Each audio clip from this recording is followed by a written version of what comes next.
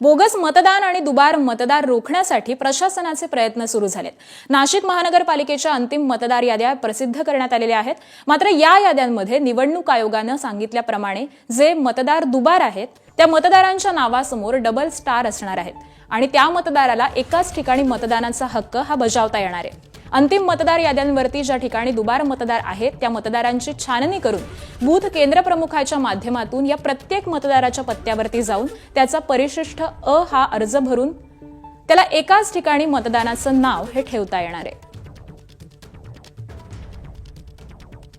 नाशिक महानगरपालिकेच्या 31 प्रभागांमध्ये जर बघितलं तर अनेक ठिकाणी दुबार मतदारांसाठी त्या ठिकाणी हरकती नोंदवण्यात आलेल्या होत्या। पालिका प्रशासनाच्या माध्यमातून या प्रत्येक हरकतीवर सुनावणी घेण्यात आलेली होती आणि एकूण जर बघितलं तर या अंतिम मतदार याद्यांवर आता कामकाज हे प्रशासनाच्या माध्यमातून सुरू आहे। ज्या ठिकाणी दुबार मतदार असतील त्या ठिकाणी त्या मतदारांच्या समोर डबल स्टार या ठिकाणी करण्यात आलेला आहे। आपण जर बघितलं तर ही अंतिम मतदार यादी आहे। प्रभाग क्रमांक 1 ची ही मतदार यादी आहे। या ठिकाणी जर बघितलं तर या मतदाराच्या समोर अशा पद्धतीने डबल स्टार या ठिकाणी करण्यात आलेला आहे। एकूण जर बघितलं तर या प्रत्येक दुबार मतदाराचं नाव नेमकं कोणत्या ठिकाणी असावं कोणत्या ठिकाणी असावं यासाठी पालिका प्रशासनाच्या माध्यमातून कामकाज सुरू आहे। बिलोनच्या माध्यमातून परिशिष्ट अ हा जो फॉर्म आहे तो या मतदारांचा भरून घेतला जाणार आहे। त्यामुळे एकाच ठिकाणी या मतदाराला मतदान करण्याची मुभा असणार आहे। त्यामुळे एकूण जर बघितलं तर प्रशासनाच्या माध्यमातून ही संपूर्ण तयारी ही आता सुरू करण्यात आली आहे। 23 तारखेपर्यंत या ठिकाणी अंतिम मतदार याद्यांवर कामकाज केलं जात आहे।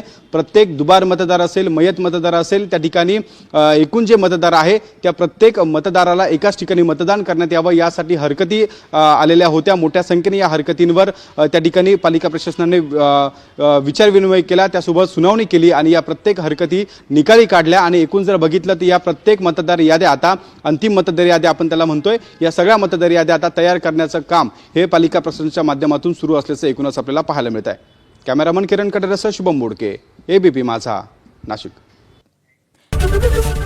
एबीपी माझा, उघडा डोळे बघा नीट।